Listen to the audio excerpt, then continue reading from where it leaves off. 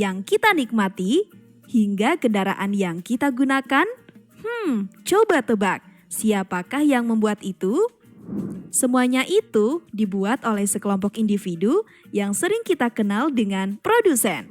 Iya, produsen tidak hanya berupa individu, tetapi juga bisa dalam bentuk perusahaan. Mereka menjadi kunci dalam kegiatan ekonomi yang bertanggung jawab menghasilkan barang dan jasa.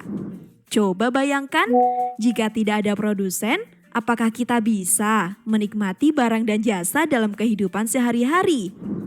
Oh iya, apakah kamu tahu jika nasi yang kita konsumsi sehari-hari itu merupakan hasil dari kegiatan petani di sawah loh? Nah, kegiatan yang dilakukan petani mulai dari mengolah sawah, menghasilkan padi, beras, dan kemudian dari beras tersebut dimasak menjadi nasi yang kita konsumsi sehari-hari itu merupakan salah satu contoh dari kegiatan produksi. Kegiatan produksi itu adalah kegiatan mengelola dan menghasilkan barang atau jasa. Ibarat kita mau membuat es jeruk nih, kita pasti membutuhkan beberapa hal bukan? Mulai dari tempat pembuatan, bahannya apa saja, uang untuk membeli bahan, juga tenaga membuat es jeruk itu.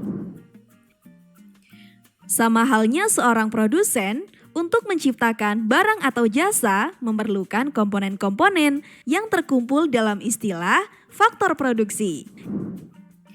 Faktor produksi adalah sumber daya yang digunakan dalam sebuah proses produksi barang atau jasa. Faktor produksi terbagi menjadi 4 jenis: tenaga kerja, modal, kewirausahaan, dan tanah.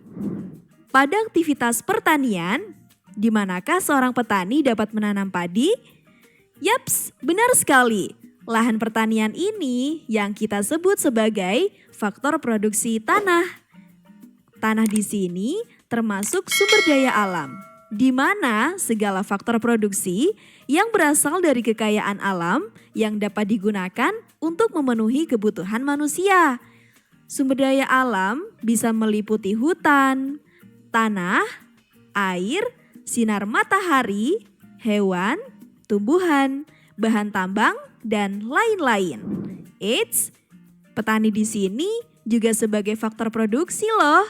Iya, coba kalau tidak ada seorang petani, siapa yang mau menanam padi itu? Nah, petani di sini merupakan faktor produksi berupa tenaga kerja. Tenaga kerja artinya mencakup semua orang yang terlibat dalam proses produksi itu. Kalau lahannya sudah ada dan tenaga kerja juga sudah ada, kira-kira apa ya yang kita perlukan lagi? Tentu saja kita membutuhkan alat untuk memproduksi itu. Nah, di sini dikenal dengan faktor produksi modal. Modal di sini tidak hanya berupa peralatan atau mesin saja ya, tetapi juga sumber daya keuangan. Di samping faktor produksi yang kusebutkan di atas tadi, masih ada satu lagi nih, faktor produksi yang tidak kalah pentingnya. Yaps, benar sekali, keahlian atau kemampuan yang harus dimiliki oleh seorang produsen.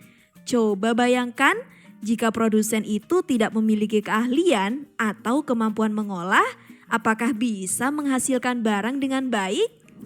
Nah, itu dia sekilas tentang